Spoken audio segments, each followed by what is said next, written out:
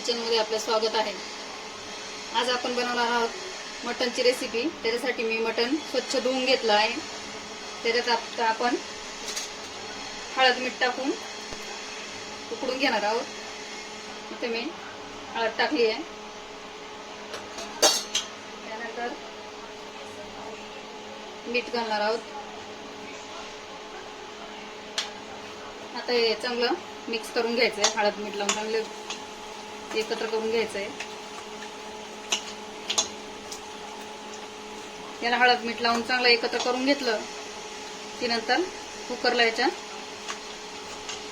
4 ते 5 शिट्ट्या काढून घ्यायच्यात। आता आपण हे उकडून घेऊ।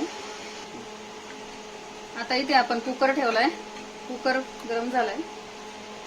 त्यात आपण 1 ते 2 चमचे तेल घालून घेणार आहोत। तेल चांगलं गरम झालं की त्यात आपण हे हळद मीठ लावलेलं मटण घालून घेणार आहोत। मटण चांगलं परतवून घ्यायचं याच्यात, म्हणजे त्याला लागलेला जो वास असतो तो निघून जातो। चांगलं एकजीव करून घ्यायचंय। नंतर आपण याच्यात गरम पाणी घालून याच्या शिट्ट्या काढून घेणार आहोत। आता हे मटण चांगलं परतून झालंय। त्याच्यात आपण गरम केलेलं पाणी घालणार आहोत। थंड पाणी शक्यतो टाकायचं नाहीये, नाहीतर मटण शिजणार नाही लवकर। पाणी घालून घेतलंय। आता आपण याला 4 ते 5 शिट्ट्या देऊन शिजवून घेणार आहोत। आणि नंतर त्याच्यानंतर आपण मसाला काढून घेणार आहोत मटणचा।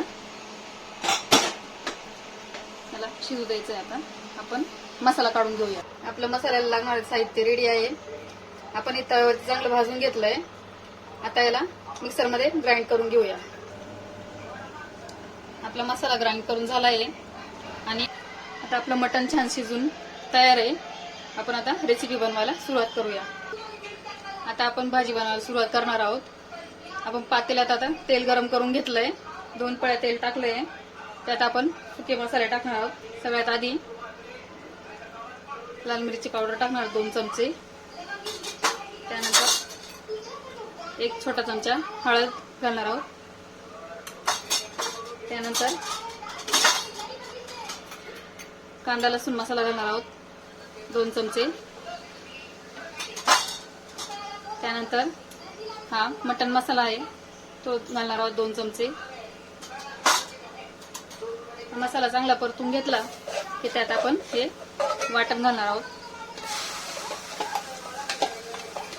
वाटण चांगलं परतून घ्यायचंय मसाल्यामध्ये तेल सुटेपर्यंत।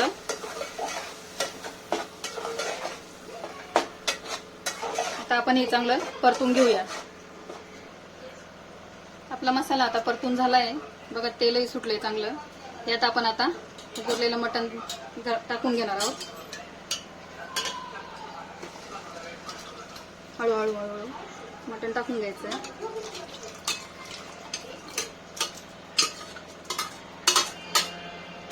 मिक्स करायचंय।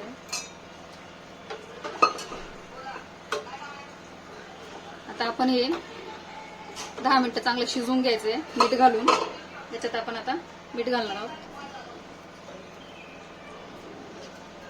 2 चमचे। आधी आपण याच्या आधी पण मीठ घातलेलं आहे, त्यामुळे मीठ थोडं कमी वापरायचं आहे नंतर।